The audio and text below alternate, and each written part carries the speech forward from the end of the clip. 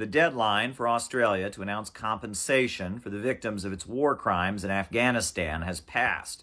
The report that called for compensation for the victims took 4 years to compile. Where there is credible information that an identified or identifiable Afghan national has been unlawfully killed, the inquiry has recommended that Australia should now compensate the family of that person without awaiting for establishment of criminal liability.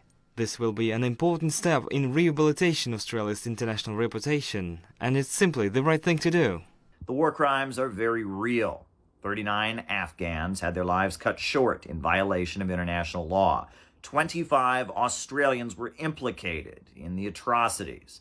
And when you look closer, the details get pretty ugly and heart-wrenching. An incident where members from the Special Air Service Regiment were driving along the road and saw two 14-year-old boys whom they decided might be Taliban sympathizers.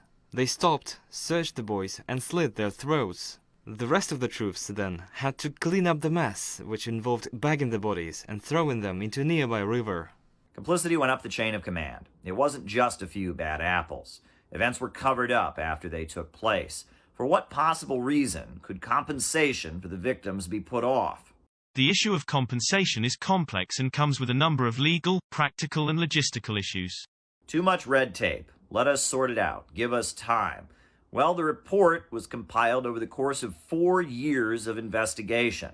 And now the victims, deemed to be worthy of compensation, are being told to just sit back and wait. But it's a very different picture from the Australian government when it comes to Russia's unproven war crimes. There's no doubt, in my view, that war crimes and atrocities are being committed in Ukraine by Russia. Vladimir Putin must be held to account for those war crimes and atrocities.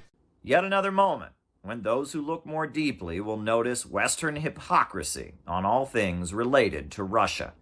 The Australian government has gone further to investigate these systematic war crimes than the United States or the United Kingdom. It's a really important step that that report is now in the public record and cannot now be disappeared. What they seem to be doing is just trying to slow walk this thing, knowing that there will be an election very soon, and essentially shifting this responsibility onto the next government.